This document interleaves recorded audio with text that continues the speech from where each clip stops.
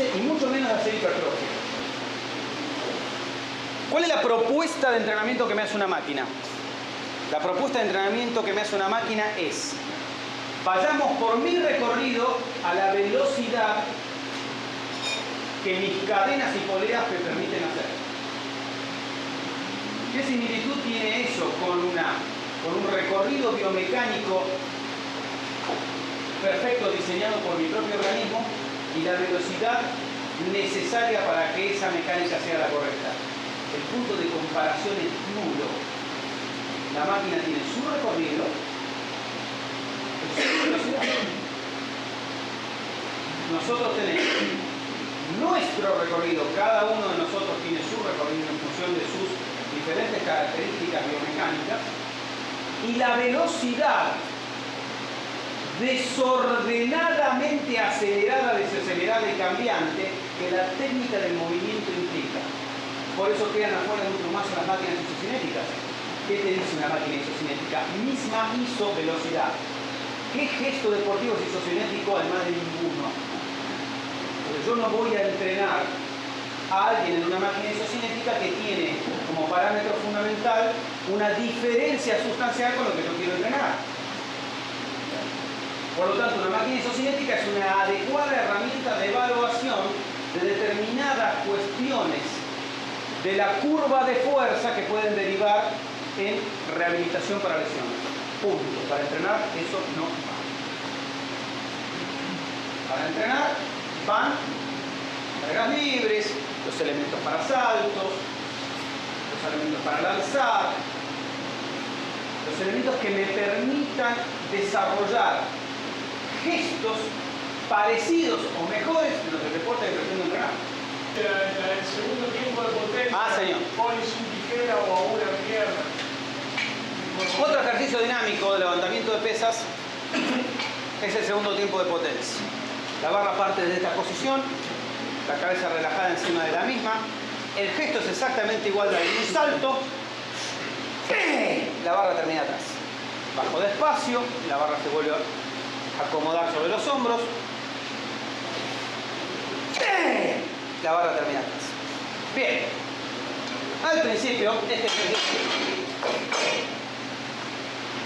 nos pareció hecho a la medida de los arqueros, hecho a la medida de los pivots de básquetbol, hecho a la medida de los centrales de voleibol.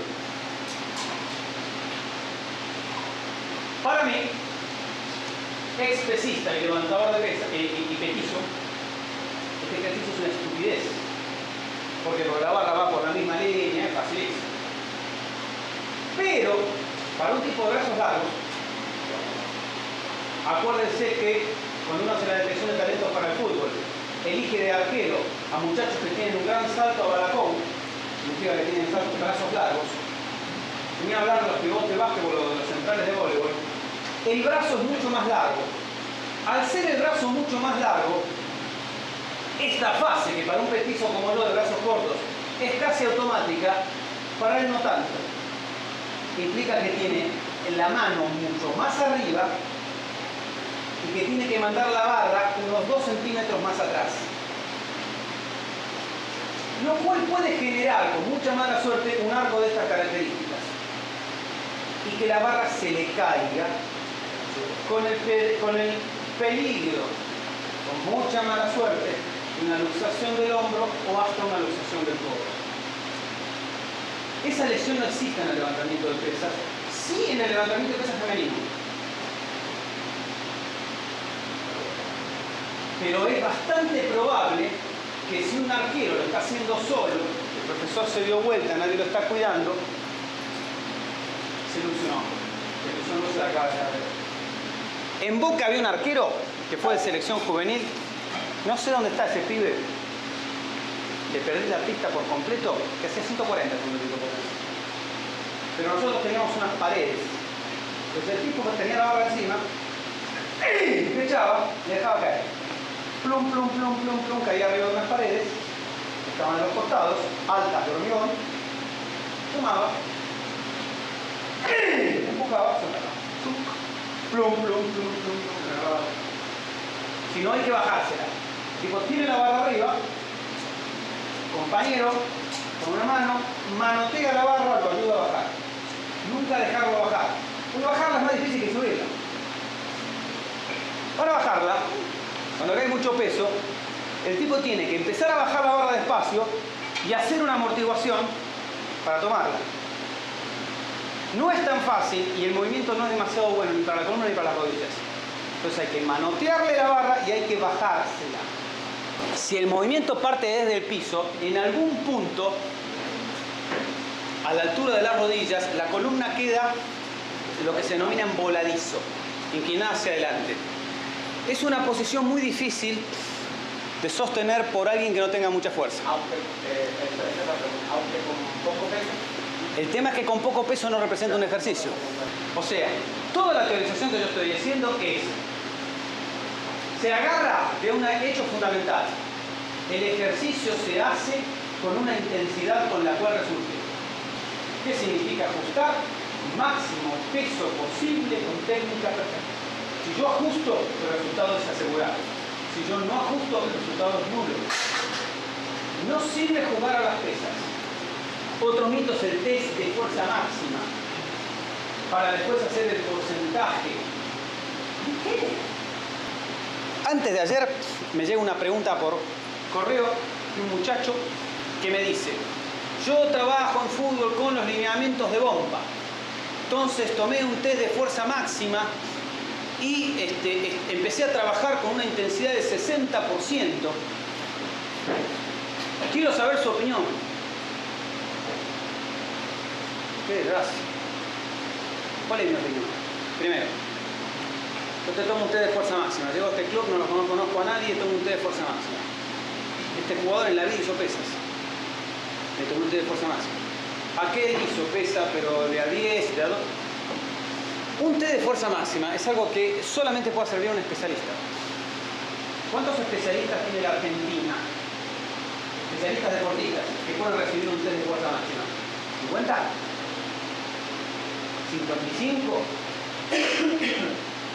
Que una persona haga pesas no significa que sabe hacer una. Una sabe hacer un especialista.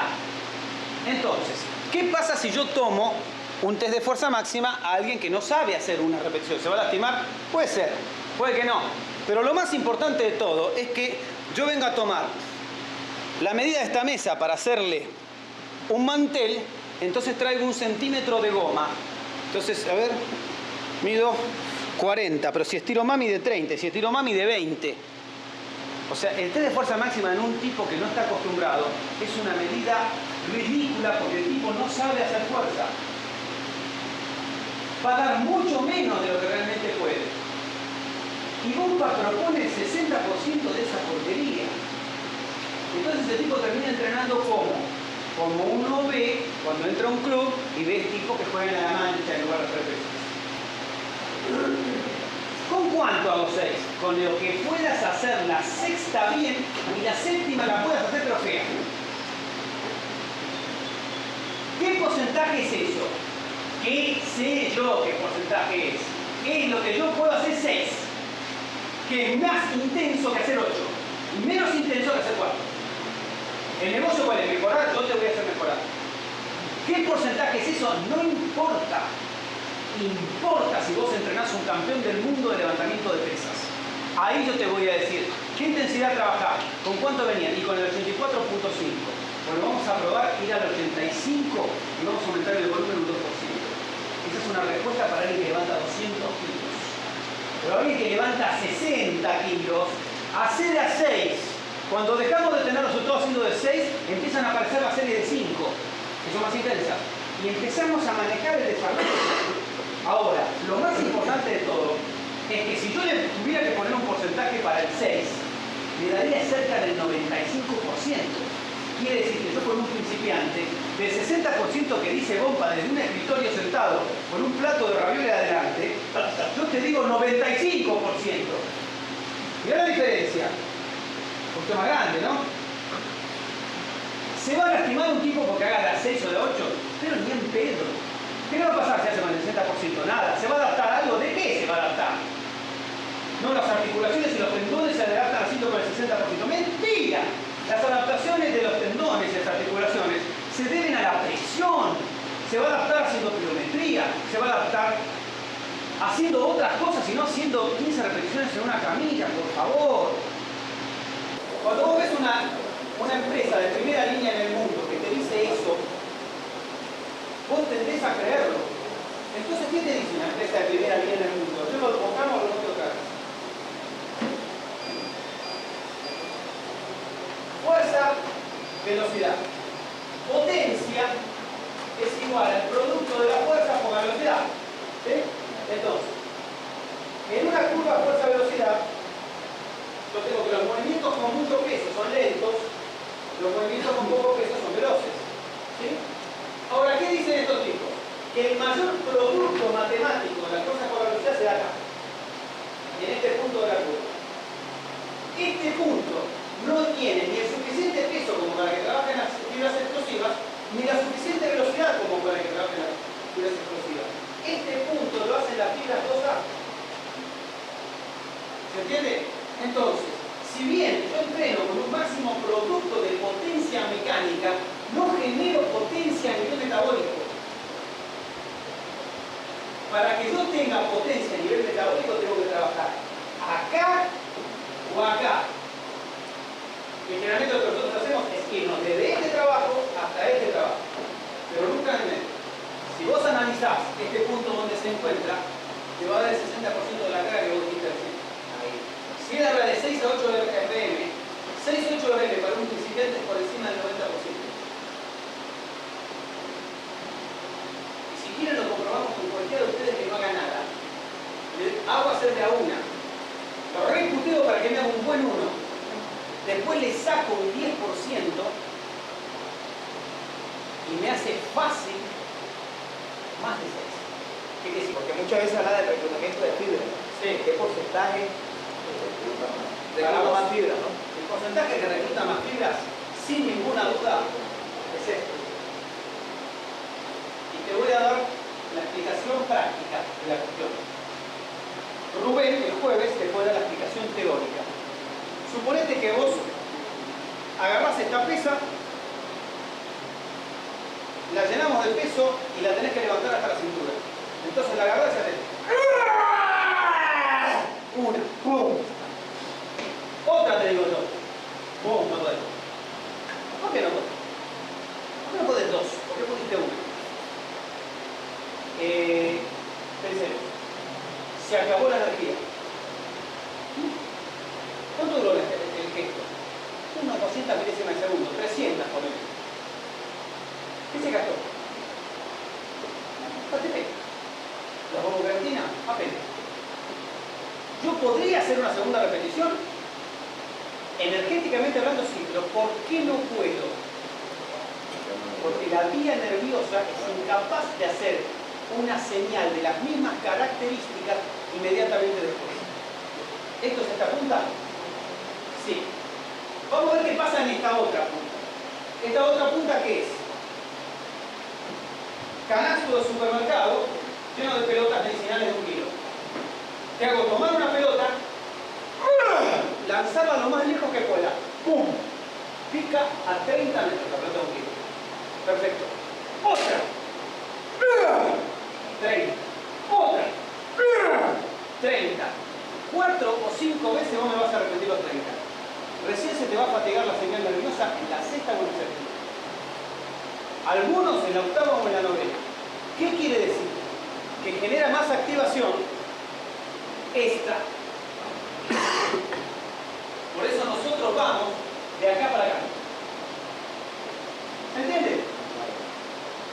La vieja discusión mía entre los tipos que van de un trabajo de fuerza más o menos a un trabajo de velocidad más o menos, otro de fuerza más o menos, otro de velocidad más o menos, otro de fuerza más o menos. El típico ejemplo del libro del cometa. ¿Tiene sentido? No. ¿Y por qué no tiene sentido? Porque si yo puedo ir y volver, es que estoy trabajando fácil. Me mostró un video de Ronaldinho haciendo 190 de sentadillas, el flaco sacando 190 kilos, con carita de asustado, bomba fácil, y otra más, y deja los otros. Imagínate ese negro que termina de hacer eso y después va y salta.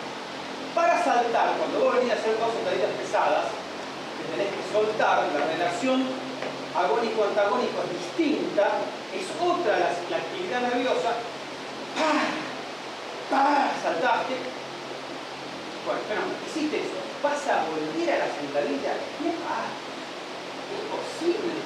Son dos acciones totalmente diferentes, contrapuestas. Cuando yo hago las cosas de verdad. Si yo hago un ejercicio de fuerza pedorro y después unos saltitos de mierda y puedo mezclarlo, puedo ir y venir, puedo hacer cualquier cosa.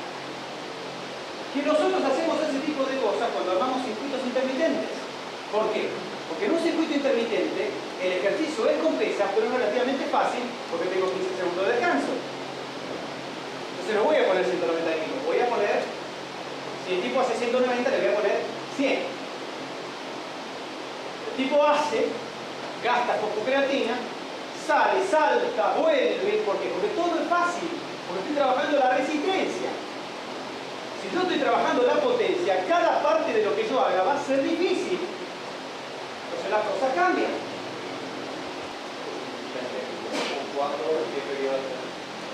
Bien. Esto es muy importante. Ojo, en el atletismo y en la velocidad se deben hacer medias sentadillas. Atletismo, velocidad. Ya. Para poder hacer sentadillas hay que tener la capacidad de hacerlas bien. ¿Qué significa la capacidad de hacerlas bien?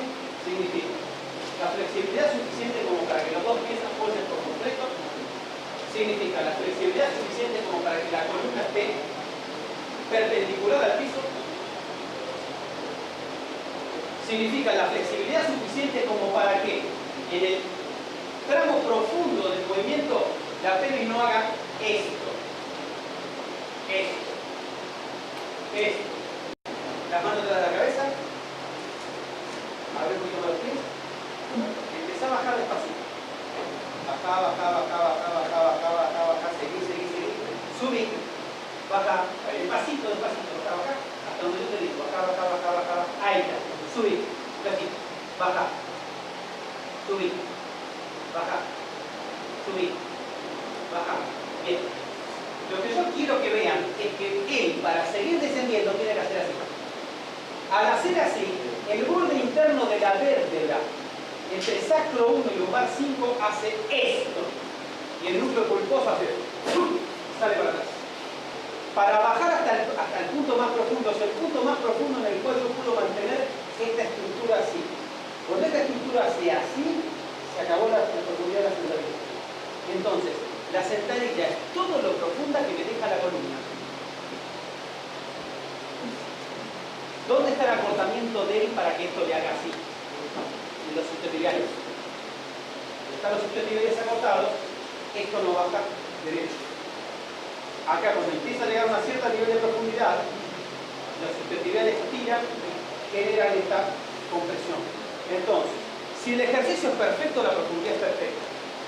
Los tipos que tienen control corporal, o sea, que saben dónde tienen puesto cada cosa, que algo de eso dijo Carlitos hoy cuando hablaba de los gimnastas y hablaba de los bailarines, el tipo inmediatamente se da cuenta que su hueso sacro está basculando y para en esa posición. En realidad no para, hace tope, porque como él es consciente de su sacro y lo mueve él, si lo deja ahí, ¡tuc!, hace tope solo. ¿Qué pasa con las rodillas mientras tanto? Las rodillas, como la columna se mantuvo perpendicular al piso, las rodillas se fueron de viaje hacia adelante. ¿Sí?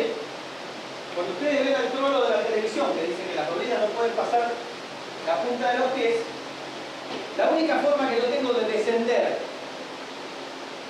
si no paso las rodillas para adelante, es inclinando la columna y haciendo un milagro además. O sea que el tipo lo que dice no tiene sentido, es realmente imposible hacer el ejercicio sin irse para adelante, sin que las rodillas se vayan para adelante.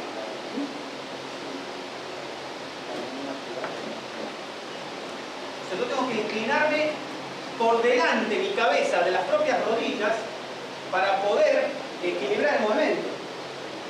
O sea que lo más importante de todo, que es mantener perpendicular a la espalda, es imposible sin adelantar las rodillas. Por lo tanto, las rodillas se van de viaje para adelante. ¿Eso es un problema? No. ¿Por qué? Porque el isquiotibial las trae para atrás. La salida del movimiento de la sentadilla es un movimiento hacia atrás de esta articulación que trabaja en conjunto con esta otra que también se abre para atrás. Entonces son dos articulaciones que se abren hacia atrás. Por lo que las sentadillas no son rectas, son una curva de estas características que tiene un rango de un tipo de 1,75 m de casi 6 centímetros desde el inicio al fin, hacia atrás. Es un arco para atrás. ¿Lo puedo meter entonces en una máquina Smith o una máquina multifuerza? ¡Ni en pedo! ¿Cómo voy a meter un movimiento curvo entre una cosa recta? Si yo meto un movimiento curvo entre una cosa recta, ¿qué pasa? ¿Quién hace la curva? Mi propia vértebra.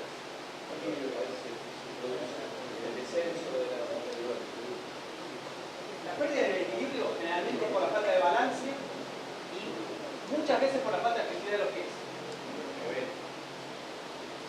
¿Viste cómo agarraba Carlito las patas? Empezaba por el arco plantar y te trabaja el pie, te complica la vida. Una de las cosas que nosotros hacemos mucho, me doy pie, profe, sensacional, es hacer la sentadilla en la plataforma de propiocepción, plataforma que tiembla, está el chiquito, hacer las sentadillas en la plataforma inestable. Y eso lo usamos muchísimo. Hacer las sentadillas y hacer todos los ejercicios de diámetro en la plataforma inestable. ¿Qué pasa con la media sentadilla? El problema fundamental de la sentadilla, ¿cuál es? La espalda. ¿Y qué problema sobre la espalda? El peso de la barra. Muy bien. Si yo soy capaz de hacer una sentadilla con 100 kilos, profunda, y si yo detengo el movimiento en la mitad, voy a poder hacer más o menos peso. Más. ¿Cuánto más? Mucho más. 200. Más que 200. ¿Y por qué más que 200?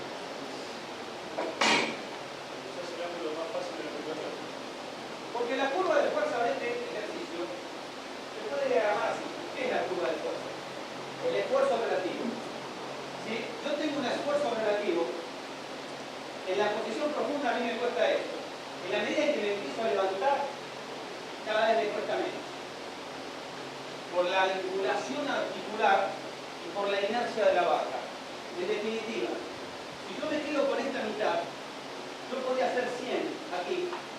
Yo en esta mitad puedo hacer 250. Entonces, a una columna que tenía problemas para tener 100 encima, le estoy poniendo 250. ¿Ese es el único problema? No. El siguiente problema pasa por aquí. Cuando yo empiezo a descender, tengo 100 kilos en la espalda. Bajé 1 centímetro, tengo 100 más la velocidad del descenso. Bajé 2 centímetros, tengo 100 más la velocidad del descenso que se está acelerando. En resumen, si yo quiero detenerme por aquí, tengo que hacer un frenaje que equivale a bastante más de 100. ¿Y quién lo hace el freno? Mi propia articulación. ¿Por qué? Porque acá no hay una estación. ¿Quién hace el freno entonces? La inserción de los bajos. Está acá. Es la razón por la cual le doy las rodillas a los jugadores de voleibol y de básquetbol, porque frenan en una posición donde no hay escalón. Si yo hago una sentadilla profunda, ¿quién frena? El tope anatómico. ¡Tac! Acá la barra vuelve a pesar 100 y yo salgo con 100. En realidad salgo con menos de 100, porque hay una fuerza reactiva implícita en la acción excéntrico-concéntrica. Entonces yo en realidad estoy saliendo desde abajo con menos de 100. Al parar en la mitad, yo estoy obligando al tendón a frenar mucho más del peso que tengo en la barra y a volver a salir. Me van a doler las rodillas porque haga esto y tendría que hacer más de 4 veces por semana. Por tener una rodilla en punta, media complicada. O sea, no me voy a romper la rodilla por eso. Lo que me voy a romper es la espalda. Si yo dibujo una vertical al piso, la vertical pasa más cerca de este ángulo que de este ángulo. ¿Sí? Pasá la barra por detrás. Abrí un poquito, no tanto. Ahí. Levantá bien la cabecita. Bajá. Ahí nomás. Si yo hago la vertical ahora, está 15 centímetros más atrás, pasa más cerca de este ángulo que de este ángulo. ¿Eso qué significa? Que en las sentadillas por delante yo tengo más acción del cuádriceps y menos acción del glúteo. ¿Eso redunda en qué cosa? En que la carga que yo voy a utilizar es 20% menor porque el fuerte de la película es este que está acá. Si yo corro la barra para atrás, al empezar a actuar el glúteo, la carga es 20% o 30% mayor. En un deportista que en esencia no es un tipo tan fuerte en cuanto a paravertebrales y lumbares, a mí me conviene bajar la carga. Por lo tanto, a mí me conviene sentadilla por delante, porque tiene más incidencia en los cuádriceps, cosa que a mí me sirve, y porque tiene menos incidencia en el glúteo, cosa que me aumenta demasiado la carga de la barra. La sentadilla es el mejor trabajo que tenés para mejorar la fuerza rápido. Profe, esa frecuencia en la semana, 3 veces por semana, óptimo. 2 veces por semana, funciona. 1 vez por semana, no funciona. indistintamente, como vamos a los Ustedes en Venezuela van a tener muchas personas que hacen sentadillas 6 veces por semana, porque tienen un gran desarrollo de levantamiento de pesas con campeones mundiales inclusive. Entonces, no compren eso, no hace falta 6 veces. 6 veces es para un pesista. Con 3 veces para un futbolista está más que bien, con 2 está muy bien y con 1 es insuficiente. Lo dinámico. Todas las veces que puedes. Número de serie. Tranquilo, sin problema. Número de serie para La cantidad de series, suponete que elegimos hacer 6, porque recién empezamos. 6 series. ¿No? 6 repeticiones. Repetición. Entonces hacemos 6. Cargamos la barra para el pibito, puede 50 kilos. Derechito, se arma. Carita de guerra. ¡Pim! ¡Bum! La primera. Bien, che, vamos. 2, 3, 4, 5. Y la sexta ya media trucha. Vamos, deja. Agüita. Escribí lo que hiciste en un cuadernito, después les explico por qué. Minuto y medio, 2 minutos. ¡Va! Se concentra otra 6. Mirá, viene la librería.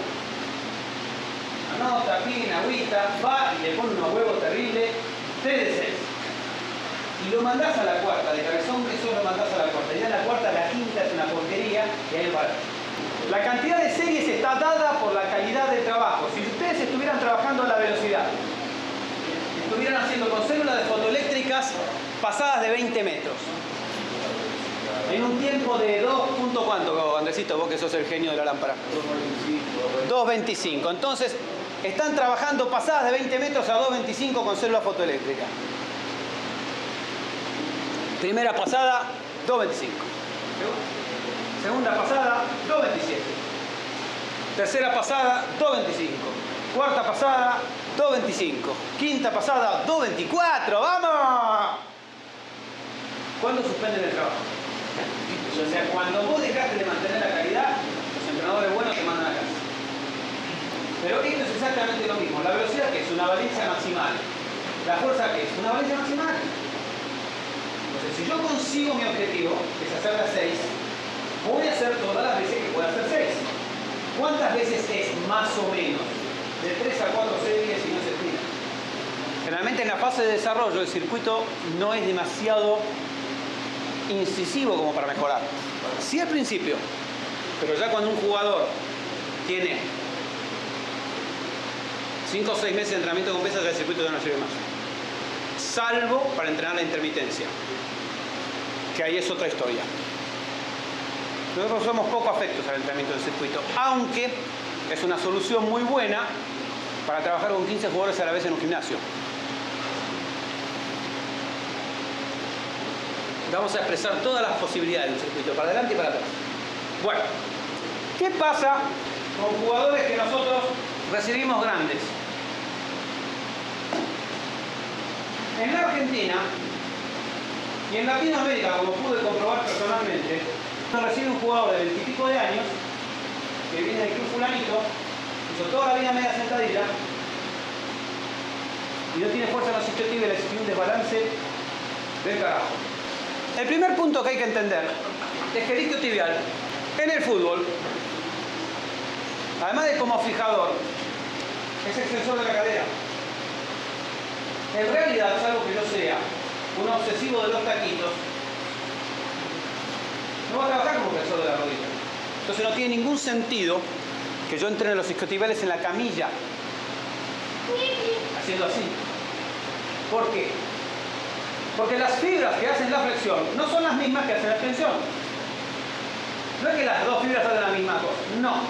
Las que flexionan están ubicadas en un determinado lugar de la posición dentro del músculo y las que extienden la cadera en otro. Y las que extienden la cadera son explosivas porque las acciones de extensión de cadera en estos deportes son maximales. Son acciones acelerativas. Son acciones desacelerativas. O sea, siempre son acciones maximales. Por lo tanto, hay que entrenar al isquiotibial en lo que te pide que lo entrenes. El isquiotibial está diseñado para ser un músculo potente. Por lo tanto, tiene un gran componente de fibras de calidad. La fibra de calidad que necesita para trabajar: velocidad o intensidad. Entonces, este ejercicio, que es un ejercicio muy surgido del atletismo,